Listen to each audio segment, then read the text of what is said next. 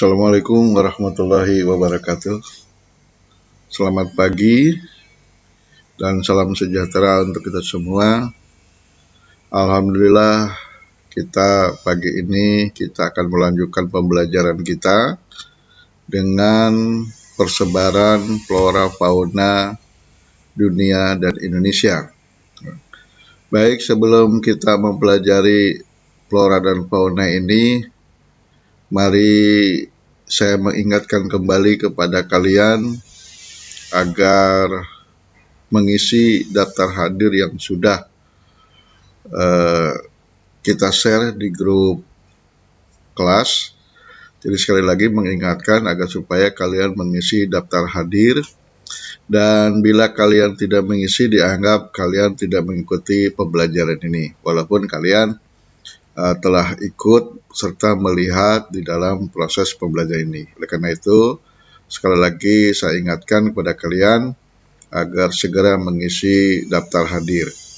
Dan daftar hadir ini akan kita tutup jam 11.00. Jadi sekali lagi, jangan sampai ada yang telat. Saya tidak mau ada lagi pendengar kalian laporan, lupa, telat, dan sebagainya. Jadi dari saat ini, saya ingatkan kembali bahwa daftar hadir akan ditutup jam 11.00. Baiklah, anak sekalian, kita lanjutkan ke dalam proses pembelajaran mengenai materi persebaran flora fauna di dunia dan Indonesia. Sebelum kita lanjut, saya ingin menyampaikan tentang kompetensi dasar di dalam pembelajaran saat ini, yaitu menganalisis sebaran flora dan fauna di Indonesia dan dunia berdasarkan karakteristik ekosistem. Kemudian keduanya adalah membuat peta persebaran flora dan fauna di Indonesia dan dunia yang dilengkapi gambar hewan dan tumbuhan endemik. Inilah kompetensi dasar di dalam proses pembelajaran kali ini. Kemudian apa tujuannya? Apa indikator yang ingin kita capai di dalam pembelajaran ini? Yang pertama adalah agar supaya kalian bisa mengidentifikasi. Saya ulang lagi, bahwa kalian bisa mengidentifikasi sebaran flora dan fauna di Indonesia.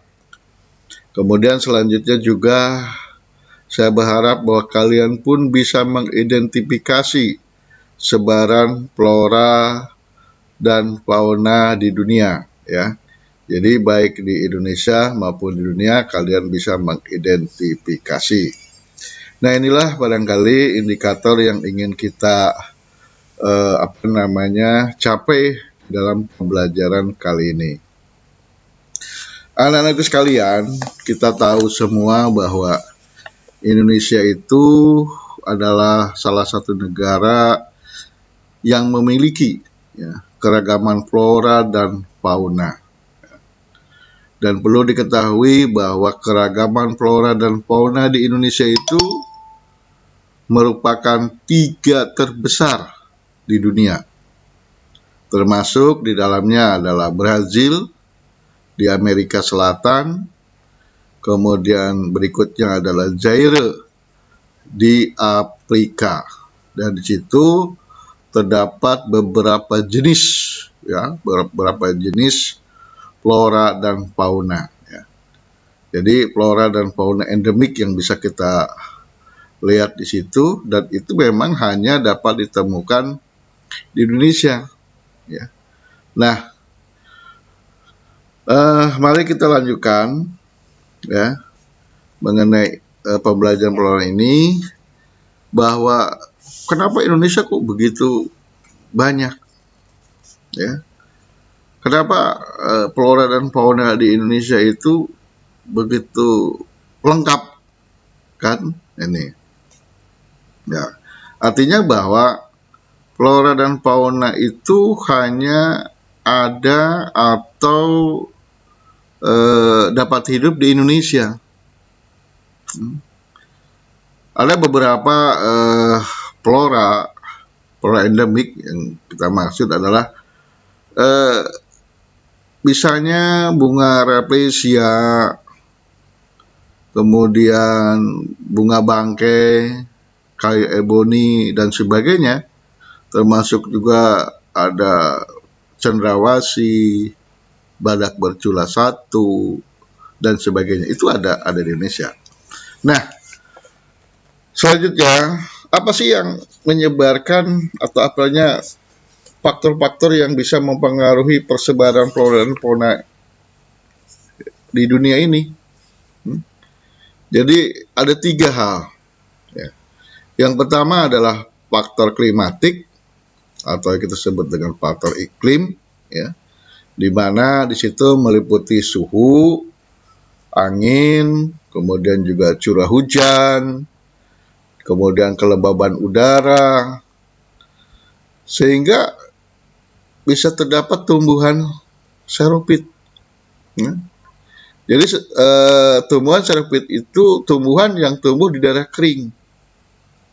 Ya. Jadi sekali lagi, tumbuhan yang bisa tumbuh di daerah kering itu disebut dengan xerophyt.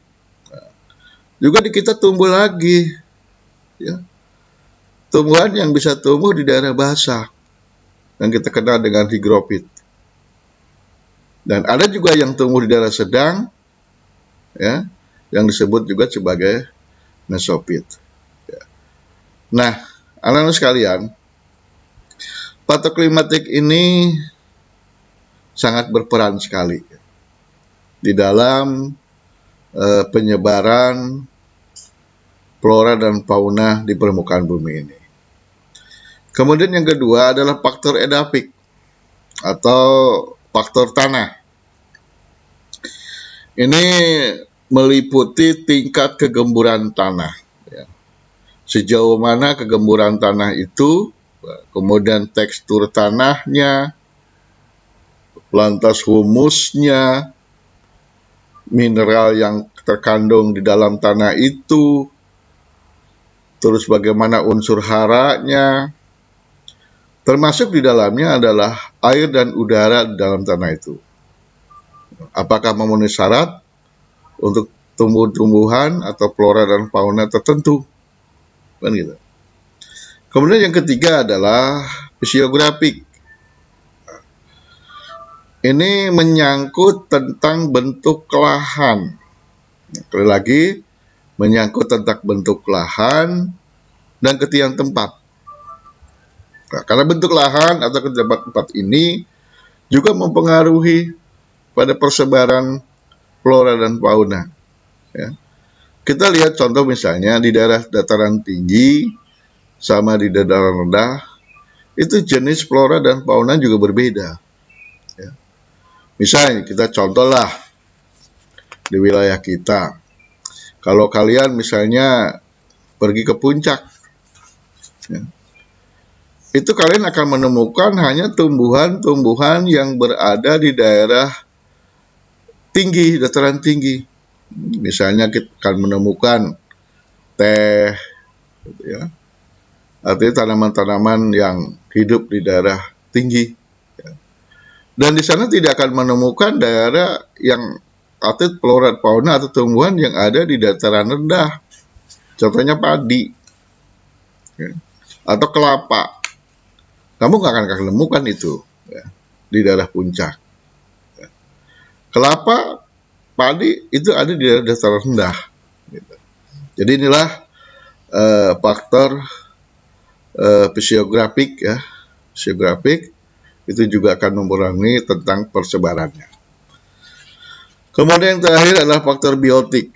Nah, di sini yang lebih banyak faktor dalam persebaran adalah faktor biotik, artinya faktor manusia. Ya. Bahwa dengan kemajuan ilmu pengetahuan dan teknologi, ya, itu manusia bisa ikut campur tangan di dalam penyebaran. Ya. Misalnya contohnya lah yang paling mudah. Tanaman kurma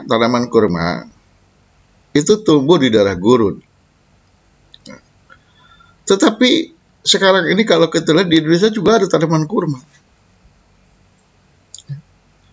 Jadi manusia membawa dari sana ke Indonesia, kemudian ditanam di Indonesia, ya, memang tumbuh, tetapi tidak sesempurna di daerah gurun. Ya. Jadi memang inilah banyak faktor, ya, banyak faktor. Memang manusia ini ya membawa apa namanya flora dan fauna ke Indonesia, kayak macam panda. Kita lihat aja misalnya eh, di taman-taman nasional atau misalnya kayak macam di Ragunan, lihat saja ada ciri khas yang daerah-daerah lain atau wilayah-wilayah lain yang dibawa eh, ke marga satwa, gitu ya. Nah karena itulah faktor-faktor manusia itu sebagai contoh saja ya sekalian. Selanjutnya, anak sekalian, bahwa di dalam flora fauna ini, seperti saya katakan tadi, bahwa Indonesia itu memiliki berbagai jenis flora dan fauna. Flora dan fauna itu merupakan sumber daya alam yang bisa dimanfaatkan untuk berbagai keperluan, guna meningkatkan tentunya adalah untuk kesejahteraan masyarakat. Ya. Misalnya bisa sebagai objek wisata, untuk pertanian, kesehatan, industri, dan sebagainya. Nah, anak-anak sekalian, bioma juga, flora dan fauna juga punya tempat seperti kita manusia, ya. Nah, tempat tumbuhnya flora dan fauna itu ya disebut dengan bioma. Ya. Jadi bioma itu adalah sekelompok hewan dan tumbuhan yang tinggal di satu lokasi, ya, secara geografis tentunya. Ya. Sebagaimana tadi persyaratan penyebaran 4 faktor. Ya. Nah, kemudian bioma juga terdiri dari beberapa jenis kalau kita bagi-bagi gitu ya. Biasanya pembagian ini bisa karena faktor curah hujan, kemudian bisa juga karena intensitas matahari. Nah, saat ini yang akan kita bicarakan adalah pembagian bioma, di mana terdiri ada bioma tundra, ada bioma taiga, ada padang rumput, kemudian ada padang atau hutan gugur, ada juga hutan tropis, dan sebagainya. Nah, anak sekalian, mari kita bahas satu persatu bioma ini. Ya. Kita mulai dari bioma hutan hujan tropis. Bioma hujan tropis ini mempunyai ciri-ciri. Ya, apa cirinya? Pertama, heterogen. Artinya jenisnya banyak. Tidak satu jenis. Ya. Tidak satu jenis, banyak sekali jenisnya. Kemudian juga ciri yang kedua, daunnya hijau-hijau. Nah, daunnya hijau. Selanjutnya, ciri yang berikutnya adalah daunnya lebar-lebar. Hijau, lebar, kemudian juga pohonnya tinggi. Nah, untuk wilayah bioma hutan hujan tropis ini itu tersebar di dunia ini. Mulai dari Amerika Selatan, kemudian Afrika, kemudian semenanjung Amerika Tengah, lanjut ke Madagaskar, termasuk ke Indonesia dan negara tetangga kita adalah Malaysia. Nah, inilah wilayah-wilayah atau persebaran dari bioma hutan hujan tropis. Ya. Kemudian kita lihat lagi seperti apa sih gitu hutan hujan tropis ini. Coba kalian perhatikan gambar ini. Ya, kita bisa lihat. Ya. Gambar ini lihat aja tadi yang saya katakan cirinya, tanamannya tinggi, daunnya hijau-hijau, kemudian lebar. Ini memang merupakan ciri khas. Kenapa bisa terjadi begitu gitu? Bisa sampai tinggi-tinggi. Jadi karena itu faktor dari penyinaran matahari. Mereka kan berebutan sinar. Jadi saling saling berebut sehingga lama dia makin tinggi. Ya. Karena tumbuhan juga perlu dari sinar matahari. Nah, berikutnya yang kita bahas adalah bioma padang rumput. Ya. Kalau kita melihat pada gambar ini, bioma padang rumput, kita bisa lihat itu adalah rumput yang terhampar luas. Ya. Rumput yang terhampar luas. Nah, ini biasanya akan lebih cocok adalah untuk peternakan. Dan di sini tidak akan menemukan pohon-pohonan yang tinggi seperti di daerah yang saya tadi sampaikan, tinggi-tinggi, hutan hujan tropis. Ya. Di padang rumput ya cuma rumput, ya. Alang-ilalang. Gitu. Nah, ini ada di mana wilayahnya? Mulai dari Afrika, kemudian Amerika Selatan, ya. Kemudian Amerika Serikat, Argentina, dan Australia. Ya. Jadi pada wilayah-wilayah inilah yang terdapat bioma padang rumput atau yang kita sebut juga sebagai stepa. Ya. Kemudian kita lanjutkan lagi dengan bioma sabana. Nah, coba kamu perhatikan lagi. Perbedaan stepa atau padang rumput dengan sabana. Ya. Di sini kalau tadi di padang rumput kita tidak menemukan pohonan yang tinggi, agak tinggi, di sabana ada. Tapi juga terdiri daripada rumput-rumput.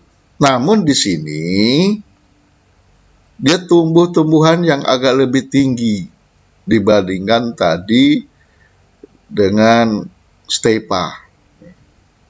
Nah, wilayahnya di mana saja? Afrika, kemudian ke Amerika Selatan, kemudian di Australia. Nah, pada wilayah-wilayah inilah terdapat bioma sabana. Kemudian kita beralih ke bioma gurun. Nah, di bioma gurun ini kalau kita lihat pada gambar, ini ada kaktus. Kaktus. Jelas tentu kaktus ini karena dia tumbuh di daerah yang kering, pasti tanaman kaktus ini tahan terhadap air. Artinya tahan terhadap panas kan gitu. Dia termasuk tanaman kering. Ya. Nah, di Indonesia ada nggak? Ada. Coba kalau kalian ibu-ibu biasanya atau di rumah kalian, biasanya kaum wanita lah yang senang tanaman-tanaman, itu ada tanaman kaktus. Ya. Banyak di Indonesia. Ya. Hanya saja kadang-kadang ya kalau yang nggak ngerti tanaman kaktus itu tanaman kering, ya suka ada keluhan kenapa mati karena tanaman itu sering disiram. Ya. Sebaiknya jangan, karena itu tanaman-tanaman kering. Contoh lagi tanaman kering misalnya buah tin. Wah, buah tin di Indonesia sekarang banyak lagi rame nih. Ya. Buah tin banyak. Nah, bagaimana sih tumbuh buah tin di Indonesia? Nah, kita harus tahu bagaimana supaya tumbuh bisa baik berkembang. Itu adalah tanaman kering, jadi jangan disiram. Biarkan dia. Kalaupun disiram, ya cuma bisa 4 hari sekali atau 5 sekali. Itu pun hanya sedikit. Ya. Tapi kalau sering disiram, baik itu kaktus, atau misalnya buah tin yang lagi rame sekarang ini, ya akan terjadi pembusukan, maka tidak akan pernah hidup. Nah, kenapa? Karena itu memang bioma gurun, ya. Bioma yang istilahnya daerah-daerah kering. Nah, persebarannya di mana? Nah, itu mulai sekitar 20 derajat lintang utara, ya. 20 derajat lintang utara. Berarti masuk ke wilayah subtropik, ya, subtropik. Mulai dari pantai Atlantik di Afrika, kemudian Asia Tengah, lanjut di Amerika Tengah. Nah, ini daerah-daerah bioma gurun. Ya. Kemudian kita lanjutkan dengan bioma hutan gugur. Ya. Kamu bisa perhatikan ada dua gambar ini. Ketika mengalami musim panas, lihat yang gambar sebelah kanan, itu akan mengalami gugur. Jadi daun-daun itu akan rontok. Nanti tinggal batang-batang aja. Tapi kalau ketika musim semi atau ya kalau di kita musim penghujan, lihat yang sebelah kiri, dia akan hijau. Akan hijau ini. Nah, apakah di Indonesia ada yang rontok-rontok itu? Tanpa sadar pada kita juga ada. Hanya saja tidak seperti di daerah-daerah yang beriklim sedang gitu. Kalau kita perhatikan ketika musim kemarau di kita, banyak tanaman yang rontok. Ya. Tapi tidak sebanyak seperti yang berada di daerah beriklim sedang. Kayak macam seperti di Amerika, ya, di benua Amerika, kemudian di Kepulauan Inggris, kemudian di Australia, ya. Termasuk di kita di iklim tropis. Sama, kita sama-sama mengalami musim gugur gitu, sama. Makanya kalau bisa pada musim-musim kering, itu kamu bisa lihat gitu, tanaman-tanaman yang berguguran, ya. Sehingga ya merepotkan yang nyapu di jalanan lah, ya, merepotkan yang di jalanan, sehingga ya membuat agak sedikit kurang nyaman lah kalau kita lihat, ya. Nah itu. Berikutnya, setelah kita mempelajari hutan gugur, nah kita ke hutan taiga, ya, ke hutan taiga atau bioma hutan taiga itu. Apa ciri-cirinya? Kan gitu. Ya, apa ciri-cirinya? Nah, hutan taiga ini bisa tumbuh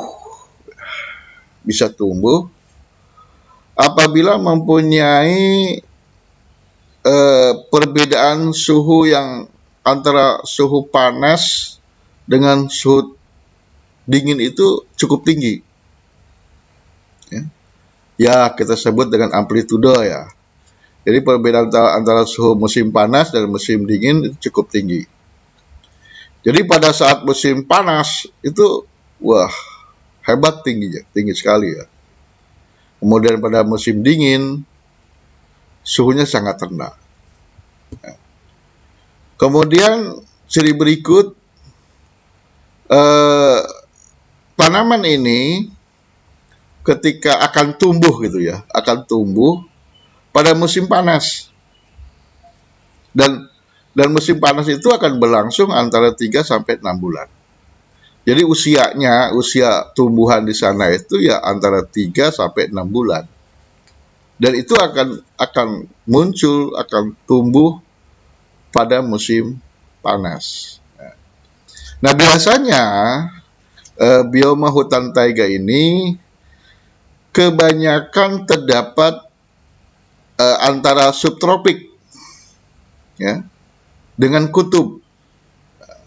Subtropik itu berarti lintang 23,5 derajat sampai dengan 40 itu subtropik, ya. Kemudian ke daerah kutub, ya. Wilayahnya mana aja? Ya, seperti Skandinavia, Rusia, Siberia, Alaska di sebelah utara, ya. Kemudian Kanada. Nah, inilah wilayah-wilayah bioma hutan taiga, ya. Ini contohnya bioma hutan taiga, ya. Ya, kalau di Indonesia mungkin ya seperti pohon pinus, ya. Pohon pinus kalau seperti di Indonesia ini. Dan ini salah satu bentuk contoh bioma taiga. Ya. Kemudian selanjutnya yang akan kita pelajari adalah bioma tundra. Nah, bioma tundra ini akan bisa tumbuh yang sedikit radiasi mataharinya, ya. Sedikit menerima radiasi matahari. Artinya tidak seperti daerah tropis, ya. Kalau tropis kan hampir tiap hari itu cukup lama menerima sinar matahari, ya. Dan di sana, ya, karena dia menerima radiasi matahari sedikit, bisa Anda bayangkan bahwa musim dingin di sana sangat panjang, ya. Musim dingin di sana sangat panjang, dan itu bisa berlangsung selama 9 bulan. Nah, selama 9 bulan itu ya suasana ya gelap seperti kita di Indonesia ketika malam hari. Anda bisa membayangkan kalau hidup di sana selama 9 bulan dalam keadaan malam terus. Nah, kemudian kalau pada musim panas di sana hanya berlangsung 3 bulan, gitu, ya. Hanya berlangsung 3 bulan, dan inilah selama 3 bulan inilah, ya, kalau istilahnya itu masa vegetasi mengalami pertumbuhan, ya. Jadi di sana tumbuhan atau vegetasi hanya tumbuh selama atau hanya berusia 3 bulan, ya. Tidak seperti di kita bisa puluhan tahun, ya, bahkan ratusan tahun. Kalau di sana ya paling 3 bulan. Setelah itu ya udah tuh memasuki musim dingin selama 9 hari. Nah, biasanya di daerah tundra itu ciri khasnya yaitu binatang bison yang berbulu tebal, ya, atau disebut dengan muskosem, ya, muskosem. Nah, bison berbulu tebal. Kenapa bulunya tebal? Ya menyesuaikan, karena di sana dingin. Lah kalau bison itu bayangkan tidak berbulu tebal, ya nggak bakal bisa hidup di kedinginan, ya. Kemudian juga reindeer, atau ya boleh juga sebut karibau, yang kita sebut dengan rusak kutub, ya. Nah, ini di wilayah mana? Yang jelas tuh di wilayah yang dingin, ya, antara lingkaran Arktik, kemudian juga pulau-pulau kecil di sekitar Antartika. Ini akan tumbuhnya di sana. Di Indonesia bisa tumbuh nggak? Ya nggak mungkin, karena suhunya tidak memenuhi syarat. Anak-anak sekalian, itu adalah bioma tundra, ya. Artinya bioma tundra ini yang hanya tumbuh 3 bulan kurang lebih, ya. Ini misalnya contoh gambar tundranya, ya. Kalian bisa lihat di gambar yang sebelah kiri, lihat saja matahari. Matahari di sana itu seperti kita melihat pada pagi hari ketika terbit matahari atau terbenamnya matahari, sunset, sunrise ya, gitu. Dan tidak akan menemukan matahari seperti di kita siang hari, berada di atas ubun-ubun kita siang, enggak. Ya paling ketemu panasnya seperti itu, seperti di gambar ini. Makanya dia akan mengalami musim dingin yang luar biasa selama 9 bulan. Dan tumbuhannya, flora fauna ya seperti ini yang bisa tumbuh. Ya. Nah itulah bioma Sunda ya. Baik sekalian, berarti inilah pembelajaran kita di sesi pertama ini mengenai flora dan fauna di dunia. Ya.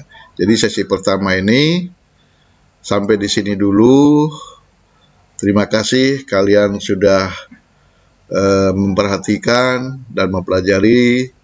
Saya berharap tolong kalian bisa pelajari walaupun kalian belajar di rumah ya, tetapi tidak mengurangi semangat kita.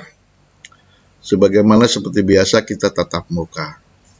Dan sebelum saya akhiri, saya ingatkan kembali bahwa tolong mengisi absensi daftar hadir. Ya, sekali lagi, tolong mengisi absensi daftar hadir.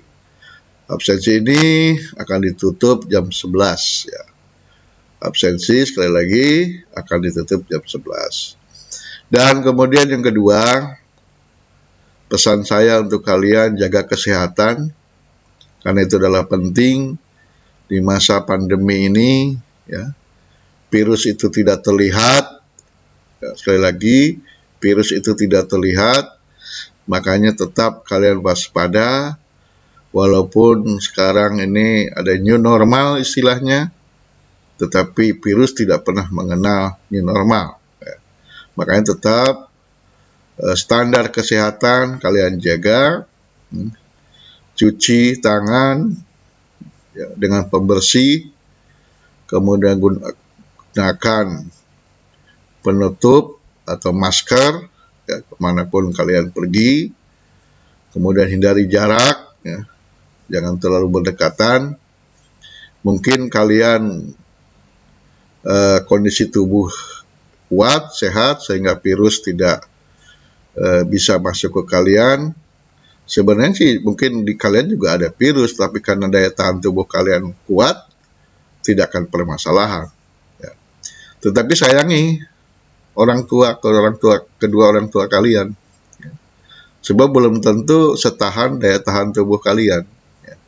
Oleh karena itu, selalu protokol kesehatan kalian jaga. Baik, terima kasih. Sampai jumpa pada pertemuan berikutnya, pada sesi kedua. Mudah-mudahan kita selalu sehat. Salam sehat dari saya, dan saya akhiri. Wassalamualaikum warahmatullahi wabarakatuh.